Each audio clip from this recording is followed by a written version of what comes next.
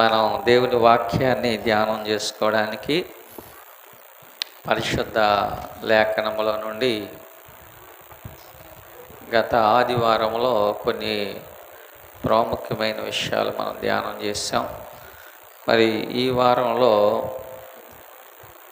చూడండి, మొదటి సమూయేలు గ్రంథము 16వ అధ్యాయము 7వ వచనాన్ని యెహోవా సమూయేలుతో ఇలాగు సెలవిచ్చెను, అతని రూపమును అతని ఎత్తును లక్ష్య పెట్టకము, మనుషులు లక్ష్య పెట్టు వాటిని యెహోవా లక్ష్య పెట్టడు. చాలండి. యేసయ్య నామములో అందరికీ వందనాలు తెలియజేస్తున్నాను. మరి దేవుడు ఈ ఆగస్ట్ నెల మొదటి వారంలోకి మనల్ని నడిపించారు. హల్లెలూయా. మరి ఈ యొక్క సమయం దేవుడు మనకి ఇచ్చింది. మరి దేవుని వద్ద నుండి దేవుడు మనకి కృపా సమాధానములను కలగచేయునుగాక. మరి ఎంతోమంది ఇరుకుల్లో, ఇబ్బందుల్లో, అనారోగ్యాల్లో, బాధల్లో ఉన్నారు. మరి దేవుడు వారందరికీ కూడాను శాంతి సమాధానములను కలగచేయునుగాక. ఆమేన్. ఈ వాక్య భాగం గత వారములో మనం ధ్యానం చేసాం. గుర్తుందా మీకు గుర్తుందా? అంటే ఇప్పుడు చదివింది కాదు కానీ మన అంశం గుర్తుందా? యెహోవా లక్ష్య పెట్టునవి ఏమిటి అనేది మనం గత ఆదివారంలో ఒక 3 పాయింట్లు అనుకున్నాం.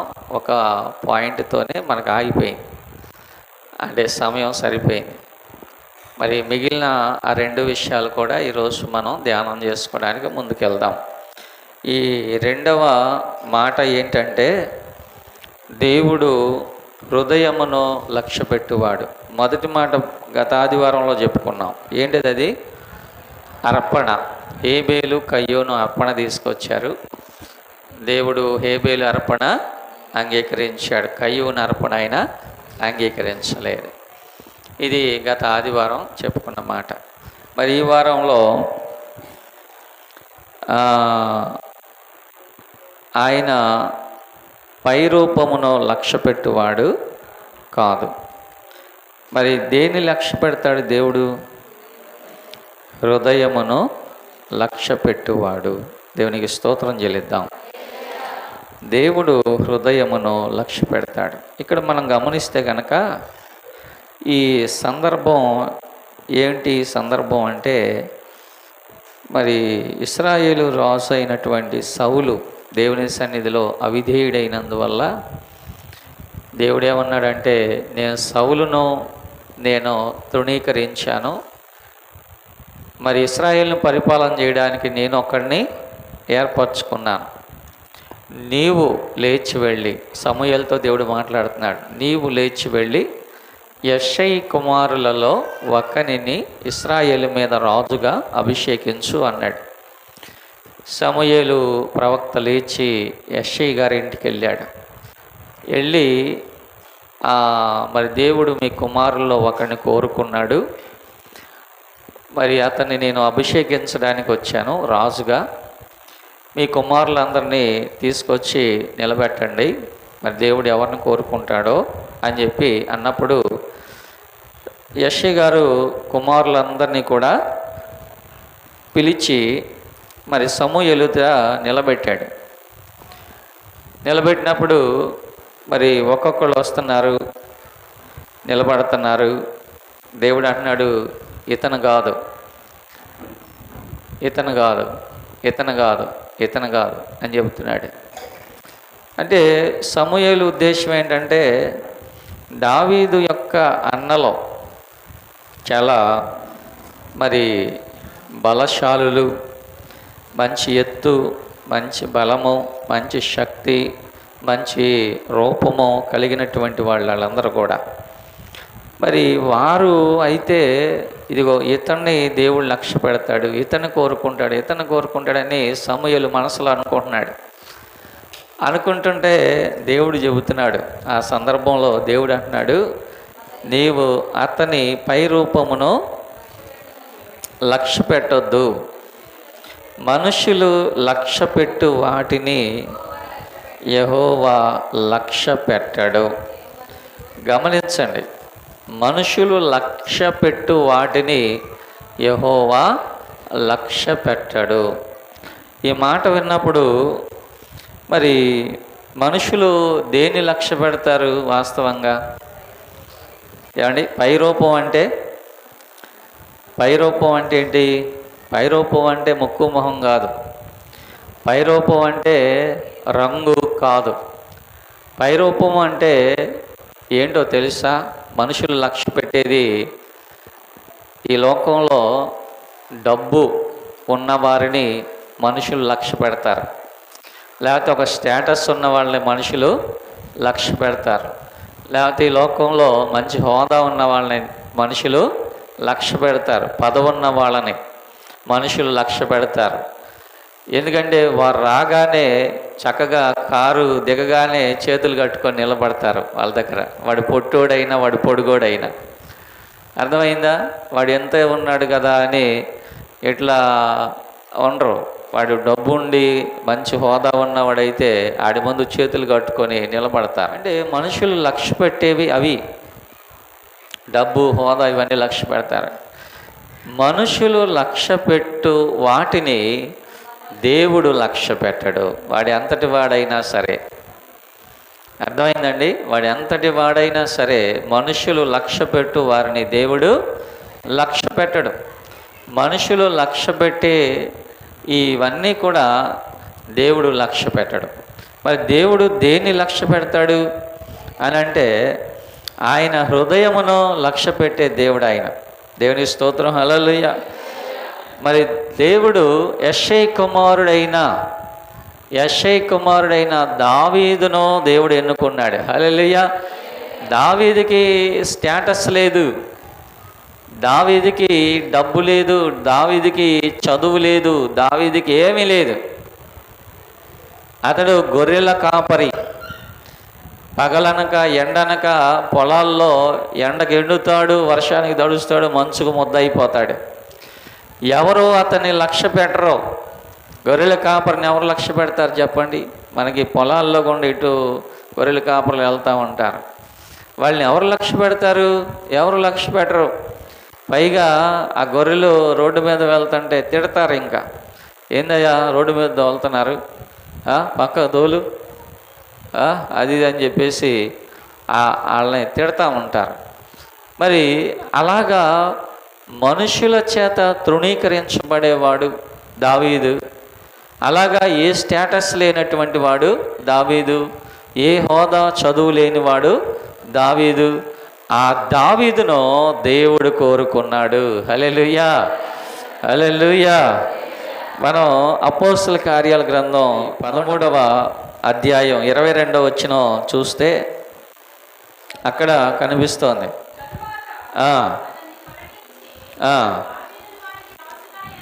అతను అంటే ఎవరు? సౌలును దేవుడు తొలగించి దావీదును రాజుగా ఏర్పరచుకొనెను. ఇదిగో నేను యెషై కుమారుడైన దావీదును కనుగొంటిని, అతడు నా ఇష్టానుసారుడు మనుష్యుడు, అతడు నా ఉద్దేశములన్నీ నెరవేర్చువాడు. దేవునికి స్తోత్రం, హల్లెలూయా. ఇంకో మాట బైబిల్లో చదువుదాం. సమూయేలు 13వ అధ్యాయం, మొదటి సమూయేలు 14వ వచనం చదవండి.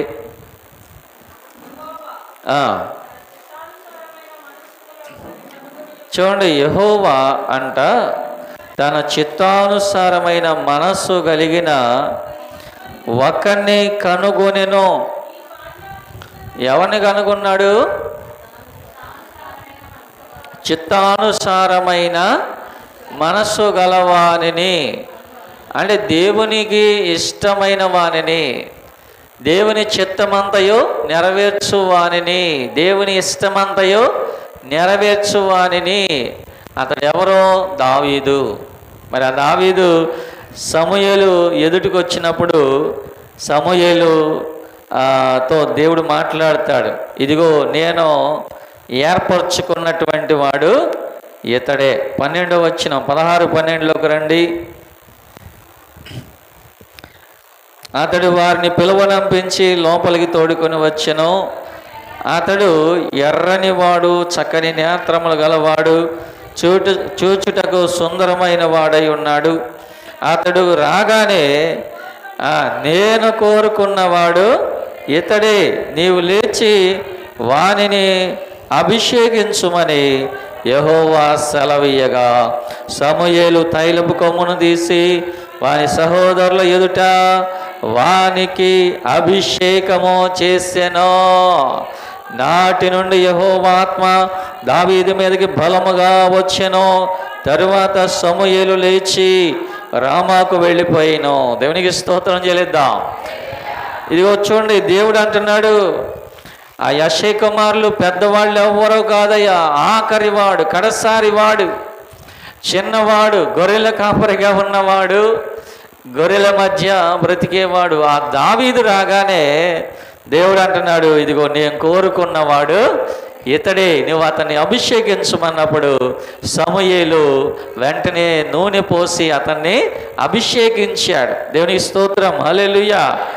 ప్రియ దేవుని పిల్లరా, ఎందుకు దావీదును కోరుకున్నాడు దేవుడు అంటే, అతడు ఆ దేవుని చిత్తమంతయో నెరవేర్చువాడు, అతడు దేవుని ఇష్టానుసారుడు, అతడు దేవుని హృదయానుసారుడు, దేవుని చిత్తమంతయు కూడా నెరవేర్చువాడు దావీదు.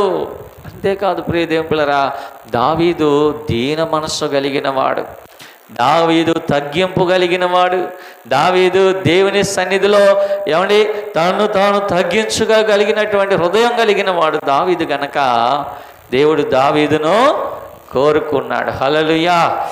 మనం ఈ రెండో మాట గమనిస్తూ ఉన్నాం, రెండో మాట ధ్యానం చేస్తున్నాం.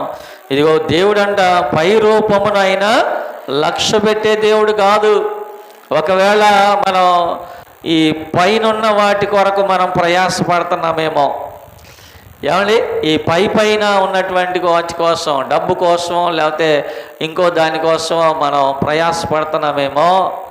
దేవుడంట ఆ పైన ఉన్నటువంటి వాటిని లక్ష్య పెట్టేవాడు కాదు, పై రూపాన్ని లక్ష్య పెట్టేవాడు కాదు. మనుషులైతే లక్ష్య పెడతారు, మనుషులైతే వాళ్ళని బాగా సన్మానం చేస్తారు, గౌరవిస్తారు. కానీ దేవుడు హృదయాన్ని లక్ష్య పెట్టే దేవుడు. ఆయన హృదయాన్ని లక్ష్య పెడతాడు. దేవునికి స్తోత్రం, హల్లెలూయా, హల్లెలూయా. అందుకే కీర్తన గ్రంథంలో 51వ కీర్తన 17లో చూడండి, ఒక మాట దావీదు మాట్లాడుతూ అంటాడు, ఆ విరిగిన మనసే దేవునికి ఇష్టమైన బలులు. దేవా, ఆ విరిగి నలిగిన హృదయమును నీవు అలక్ష్యము చేయవు. చూడండి, ఏ హృదయం కావాలి దేవునికంటే? విరిగి నలిగిన హృదయము. ఏ హృదయం కావాలి దేవునికి? ఆయన హృదయాన్ని గమనిస్తున్నాడు. ఆ హృదయం ఎలాంటి హృదయం? విరిగి నలిగిన హృదయం. విరిగిన మనస్సే దేవునికి ఇష్టమైన బలులు. దేవా, విరిగి నలిగిన హృదయమును నీవు అలక్ష్యము చేయవు.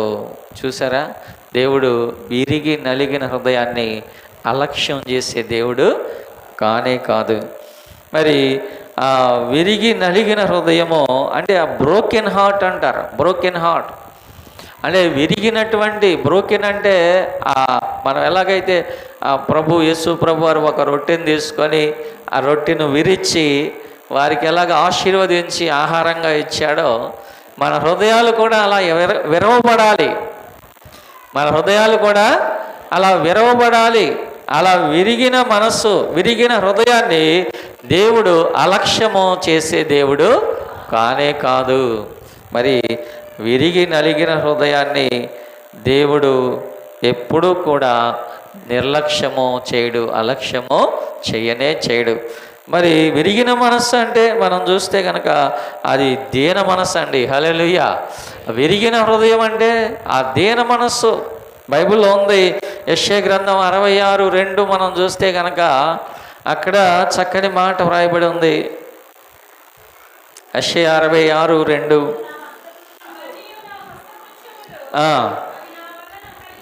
కలిగినవి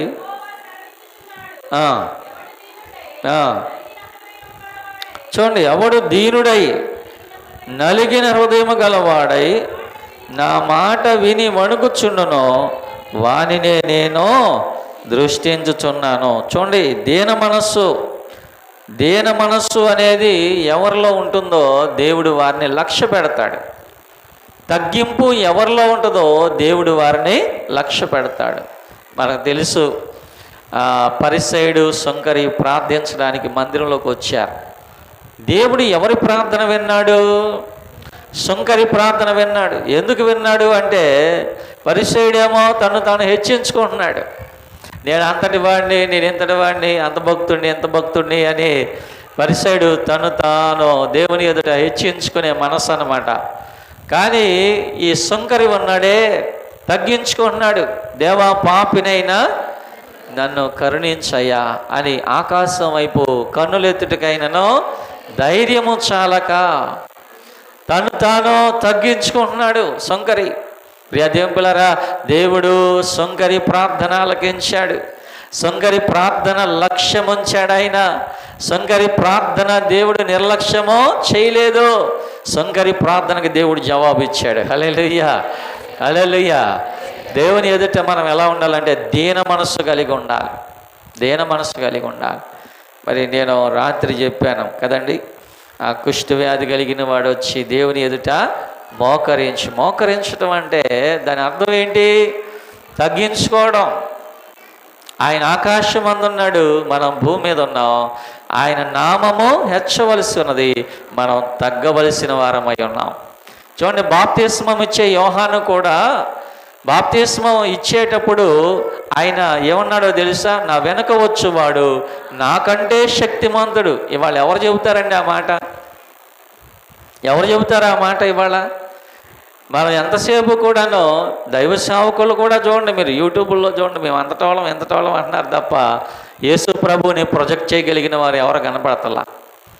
యూట్యూబ్లో మీరు చూడండి, యేసు ప్రభువుని ప్రొజెక్ట్ చేసి ఆయన హెచ్చించేటటువంటి వాళ్ళు కనపడతలా. మా సంస్థ,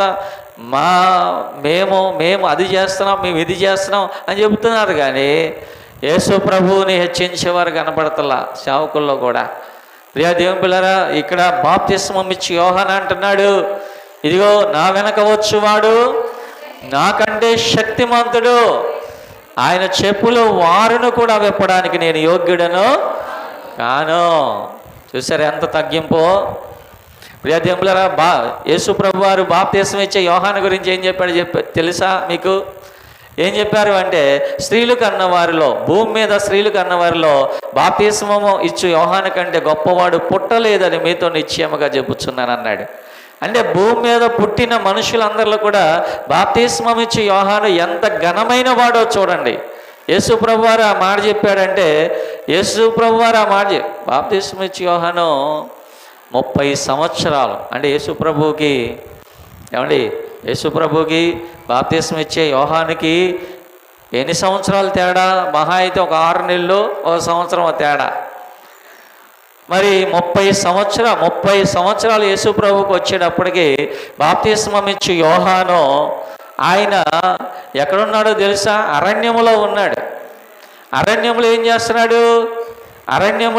చేస్తున్నాడు? అడవి తేనెను తింటూ, ఏమండి, మిడతలను అడవి తేనెను తింటూ ఆయన దేవుని సన్నిధిలో మెస్సయ్య రాకడ కోసం కనిపెడుతున్నాడు. ఆయన మనుషుల్లో నేను వరపుత్రుణ్ణి, దేవుని వరం చేత పుట్టాను నేను అని మనుషుల్లోకి వచ్చి చెప్పట్లా. మనుషుల మధ్య నేను వరపుత్రుడిని, వాగ్దాన పుత్రుడిని అని చెప్పట్లా. మనుషుల మధ్యలో నిలబడి రండి, నా దగ్గరికి రండి అని చెప్పట్లా. ఎక్కడున్నాడు తెలుసా? యేసు ప్రభు వారు ప్రత్యక్షమయ్యే వరకు, యేసు ప్రభు వారు 30 సంవత్సరాలు వచ్చే వరకు బాప్తిస్మం ఇచ్చి యోహాను ఎక్కడున్నాడు? అరణ్యములో ఉన్నాడు. మరి ఈ సొంగర్లు, పరిసయ్యులు, ఈ మరి సైనికులు వీళ్ళందరూ ఎక్కడికి వెళ్ళారు బాప్తిస్మం పొందడానికంటే? అరణ్యంలోనికి వెళ్ళారు. అర్థమవుతుందా మీకు? అర్థమవుతుందా? ఆయన వచ్చి గ్రామంలో నేను వరపుత్రుడిని, రండి నేను ప్రార్థన చేస్తే ఎంత అవుతుంది ఎంత అవుతుంది అని చెప్పలా. కానీ వీళ్ళందరూ మంచి ఉద్యోగస్తులు, హోదా కలిగిన వాళ్ళు, వీళ్ళందరూ ఎక్కడికి వెళ్ళారు? అరణ్యములోనికి వెళ్ళారు. అది ఆకర్షించేటటువంటి జీవితం అది. హల్లెలూయా. అది ప్రార్థనా జీవితం, అది దేవుని అభిషేక జీవితం. అది ప్రియదేవులారా గమనించండి, ఎవడు దీన మనసు కలిగి ఉంటాడో ఆయన చెప్పులు వారు వెప్పడానికి కూడా నేను అర్హుణ్ణి కాదు.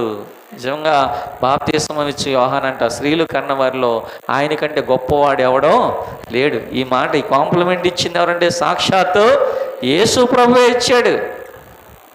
మరి ఆయన ఏమంటున్నాడు? ఆయన చెప్పుల వారు ఇప్పటికైనాను నేను అర్హుడిని కాదు, యోగ్యుడిని కాదు. మరి బాప్తిస్మం ఇచ్చి యోహానే అంతగా అంటే మరి మనం ఎంతగా తగ్గించుకోవాలో చెప్పండి. ఏమంటే స్త్రీలు కన్నవారిలో ఆయన కంటే గొప్పవాడు లేడు కదా, స్త్రీలు కన్నవారిలో ఆయన కంటే ఘనమైన వాడు ఎవరు లేరు కదా.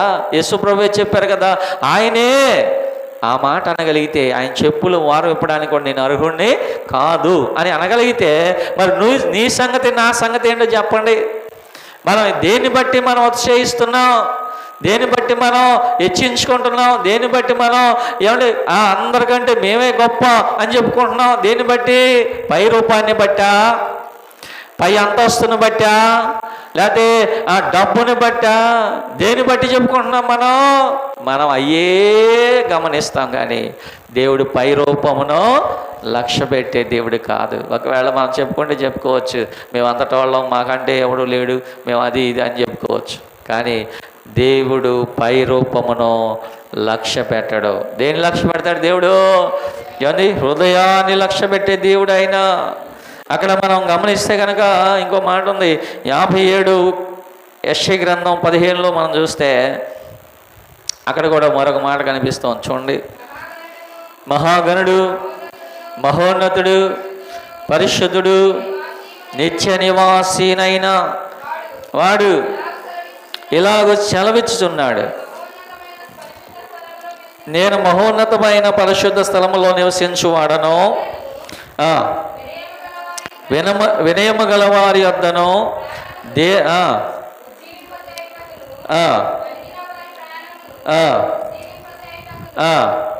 చూడండి ఇక్కడ, వినయము గలవారి వద్దను దీన మనస్సు గలవారి వద్దను నివసించుచున్నాను. ఎక్కడ ఉంటాడు దేవుడు? ఎక్కడ ఉంటాడు దేవుడు? అహంకారమైన మనస్సు గలవారి వద్ద దేవుడు ఉండడు. ఎందుకంటే మనకు తెలుసు, బైబిల్లో ఎవరు కనిపిస్తారు మనకంటే? నెబుకద్నెజరు కనిపిస్తాడు. ఈ నెబుకద్నెజరు ఏమనుకున్నాడు? ఈ రాజ్యము, ఈ సింహాసనము అంత నా బలమే అనుకున్నాడు, అంత నా జ్ఞానమే అనుకున్నాడు. ఏం చేశాడు దేవుడు? గద్దెను దించి గడ్డి మేపించాడు. ఎప్పుడైతే దీన మనసు వచ్చిందో మళ్ళా తీసుకొచ్చి సింహాసనం మీద కూర్చోబెట్టాడంట కదండి. కదా, దేవుని సన్నిధిలో మనం ఎలా ఉండాలంటే దీన మనస్సు కలిగి ఉండాలి. వినయము గలవారి వద్దను, దీన మనస్సు గలవారి వద్దను నివసించుచున్నాను. దేవునికి స్తోత్రం చేద్దామా? హల్లెలూయా, హల్లెలూయా.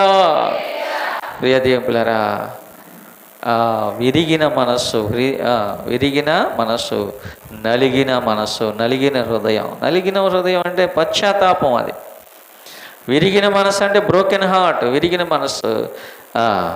నలిగిన హృదయం అంటే పశ్చాత్తాపం, రిపెంటెన్స్ అనేది మన జీవితంలో ఉండాలి. ఏదన్నా చిన్న పొరపాటు చేసినా, చిన్న తప్పు చేసినా పశ్చాత్తాపడాలి మనం. అయ్యో నేను ఈ పొరపాటు చేశానే, పశ్చాత్తాపం వెంటనే రావాలి. ఆ పశ్చాత్తాపం ఎవరికి వస్తుందంటే రాతి గుండె కలిగిన వారికి రాదు, వాత వేయబడిన మనస్సాక్షి కలిగిన వారికి రాదు.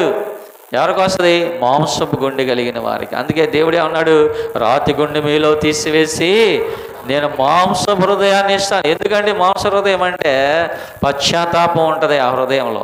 ఎందుకని? విరిగి నలిగిన మనస్సు కనుక, విరిగి నలిగిన హృదయం కనుక, అది మెత్తటి హృదయం కనుక పశ్చాత్తాపం ఉంటుంది దానిలో. పశ్చాత్తాపం ఉంటుంది. ప్రియదేములరా, నలిగిన హృదయం అంటే పశ్చాత్తాపం. చదవండి కీర్తన గ్రంథం 78వ కీర్తన 72వ వచనాన్ని చదవండి. చూడండి, అతడు యథార్థ హృదయుడై వారిని పాలించెను. చూడండి, యథార్థ హృదయంతో పరిపాలన చేశారంట. ఎవరో? దావీదు గురించి రాయబడిన మాట ఇది. దావీదు గురించి వ్రాయబడిన మాట ఏంటంటే, అతడు యథార్థమైన హృదయంతో పరిపాలన చేశాడు. మరి అందుకేగా దేవుడు కోరుకున్నాడు. దావీదుని ఎందుకు కోరుకున్నాడు? అతను నా హృదయానుసారుడు, దీన మనసు కలిగిన వాడు, యథార్థమైన మనసు కలిగిన వాడు, అతన్ని నేను కోరుకున్నాను.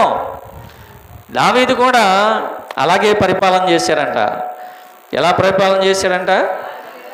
యథార్థమైన, అతడు యథార్థ హృదయుడై వారిని పాలించెను, కార్యములయందు నేర్పరి అయి వారిని నడిపించెను. దేవునికి స్తోత్రం, హల్లెలూయా.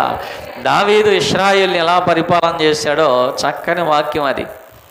అతడు యథార్థ హృదయం కలిగి పరిపాలన చేశాడు. నిజంగా యథార్థమైన మనసు కలిగిన వాడి వారిని పరిపాలన చేశాడంట. హల్లెలూయా. మరి మన కుటుంబాల్లో మనం ఎలా ఉండాలి? ఏమండి, ఎలా ఉండాలి? మన కుటుంబాల్లో యథార్థ హృదయంతోనే ఉండాలి. ఎందుకంటే కుటుంబం కూడా దేవుడు మనకిచ్చిందే. కుటుంబం మనకిచ్చిందే. తల్లిదండ్రులు ఎడల పిల్లలు ఎలా ఉండాలి? యథార్థ హృదయంతో ఉండాలి. అలాగే మా భార్య ఎడల, భర్త ఎడల ఎలా ఉండాలి? యథార్థ హృదయంతో ఉండాలి. కపటమైన హృదయం, కపటమైన మనసులో ఉన్నటువంటి వారిని దేవుడు లక్ష్య పెట్టడం. దేవుడు అటువంటి వారి ప్రార్థన ఆలకించడు. అటువంటి వారిని దేవుడు చూడడు, దృష్టించడు, అంగీకరించడు. యథార్థ హృదయంతో ఉండాలి. నువ్వు కుటుంబంలో ఉన్నా, నువ్వు సంఘంలో ఉన్నా, ఒకవేళ నువ్వు సమాజంలో ఉన్నా, నువ్వు ఎక్కడున్నా సరే ఎలా ఉండాలి? యథార్థ హృదయంతో ఉండాలి. దావీదునందుకే కోరుకున్నాడు దేవుడు. దావీదునందుకే లక్ష్య పెట్టాడు దేవుడు. దావీదునందుకే దేవుడు ఎన్నుకున్నాడు. మరి మన జీవితాల్లో యథార్థ హృదయంతో మనం ఉంటున్నామా లేదనేది గమనించుకోవాలి మనం. చూడండి, ఇంకొక వచనాన్ని చదువుదాం. యోబు గ్రంథము 1వ అధ్యాయం 8వ వచనం చదవండి ఒకసారి. యోబు చదవండి.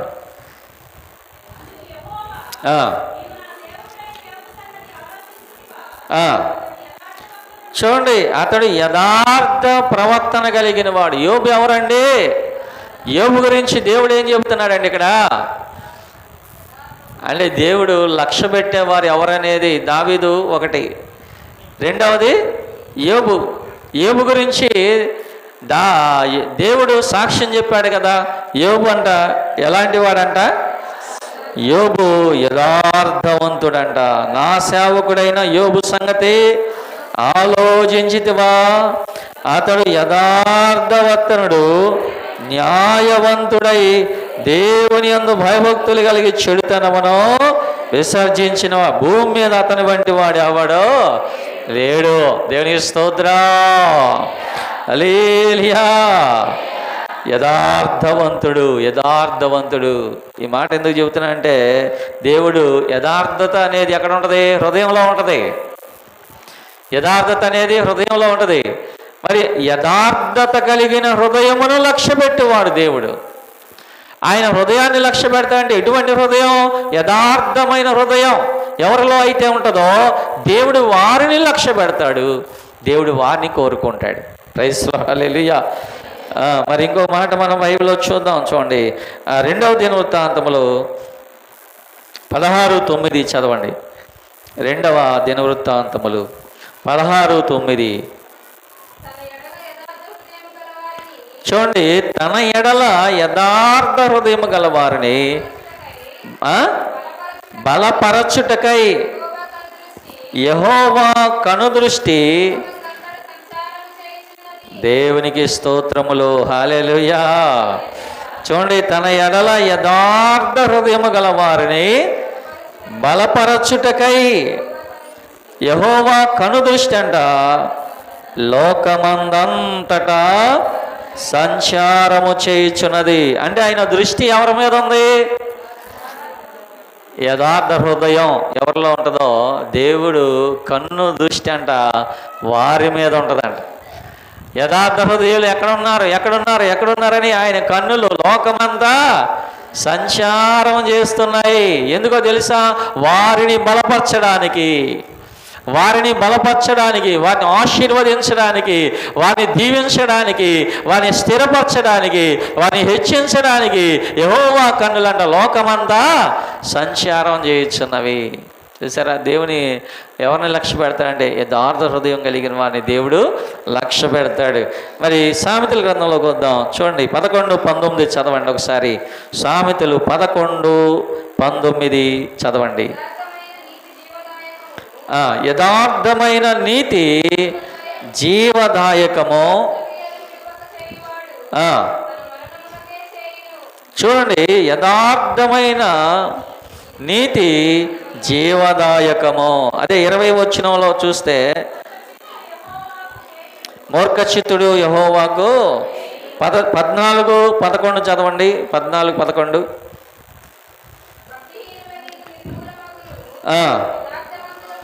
చూడండి. భక్తిహీనుల ఇల్లు నిర్మూలమగును, యథార్థవంతుల గుడారము వర్ధిల్లును. ఎంత బాగుంది ఈ మాట కదా. 15:8 చదవండి. 15:8 భక్తిహీనులు అర్పించు బలులు యెహోవాకు హేయము, యథార్థవంతుల ప్రార్థన ఆయనకు ఆనందకరము. దేనికి స్తోత్రం. హల్లెలూయా, హల్లెలూయా.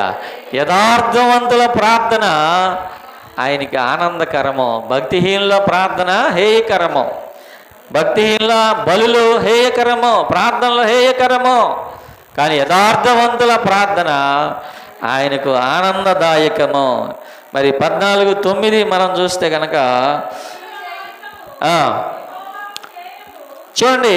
14:9 మూడులు చేయు అపరాధ పరిహారార్థ బలి వారిని అపహాస్యము చేయును, యథార్థవంతులు ఒకరి యందు ఒకరు దయ చూపుదురు. మరి ఇటు వారినే కదా యెహోవా లక్ష్య పెట్టడం. yani దయ చూపే వారి మీదే కదా దేవుడు లక్ష్య పెట్టేది. దయ చూపించాలండి. మనుషుల ఎడల మనం ఏం చూపించాలా? దయ చూపించాలి. మనుషులను ప్రేమ చూపించాలి, దయ చూపించాలి, జాలి చూపించాలి మనుషుల ఎదుట మనం. మరి అటువంటి వారినే కదా దేవుడు లక్ష్య పెడతాడు. హల్లెలూయా, హల్లెలూయా. దేవుడు హృదయమును లక్ష్య పెట్టే దేవుడు కనుక ప్రభునందు ప్రియ దేవుని పిల్లరా, చాలా రిఫరెన్స్లు మనం చదివాం ఇప్పటి వరకు. దేవుడు అంట ఆయన పైరూపమును లక్ష్య పెట్టే దేవుడు కాదు, హృదయాన్ని లక్ష్య పెట్టే దేవుడు ఆయన. విరిగి నలిగిన హృదయం ఏమని దేవునికి ఇష్టమైన బలి. దేవా, విరిగి నలిగిన హృదయం నువ్వు ఎన్నడూ కూడా అలక్ష్యం చేసే దేవుడవు కాదు. దేవుడి సన్నిధిలో ఏమండి మనం కూర్చున్నప్పుడు దేవుడు మన పైరూపాన్ని చూడడం, మన పైరూపాన్ని. ఈయన ఏ షర్ట్ వేసుకొచ్చాడు, ఈయన ఏ ప్యాంట్ వేసుకొచ్చాడు, ఏ షర్ట్ వేసుకొచ్చాడు అని అవి కాదు దేవుడు చూసేది. లేకపోతే మంచి బట్టలు వేసుకొచ్చాడా, లేకపోతే పాత వేసుకొచ్చాడా, ఇవి కాదు దేవుడు చూసేది. ఆయన హృదయాన్ని చూస్తాడు. ఆయన హృదయాన్ని చూస్తాడు. ఆయన ఎదుటికి వచ్చినప్పుడు మన హృదయము ఆయన ఎదుట సరిగా ఉన్నదో లేదో మనం దేవుని మందిరానికి వెళ్ళే ముందు మనం ఏం చేయాలంట? మన ప్రవర్తన జాగ్రత్తగా చూసుకోవాలి. అసలు మందిరానికి వచ్చేటప్పుడే మనం ప్రార్థన చేసుకోవాలి. ప్రభా, నీ సన్నిధిలో నిలబడడానికి నేను వస్తున్నానయ్యా, నీ మందిరంలో ఆరాధన చేయడానికి నేను వస్తున్నాను, నీ మందిరంలో ప్రభా ఇదిగోనైనా ఆరాధనలో పాల్గొనడానికి నేను వస్తున్నాను. ప్రభా, నా హృదయంలో ఏదైనా ప్రభా నీకు ఆయాస్కరమైంది ఉంటే తీసివేయి ప్రభా. నీ సన్నిధిలో నేను యథార్థ హృదయం కలిగిన వాడనై నిలబడాలి ప్రభా, యథార్థ హృదయంతో నిలబడాలి. అప్పుడే కదా నీవు నన్ను దృష్టించేది, అప్పుడే కదా నీవు నన్ను లక్ష్య పెట్టేది, అప్పుడే కదా నువ్వు నా ప్రార్థన ఆలకించేది, అప్పుడే కదా నీవు నా ఎడల కార్యములు జరిగించేది. మనం ఇంటి దగ్గరే సిద్ధపడి రావాలి.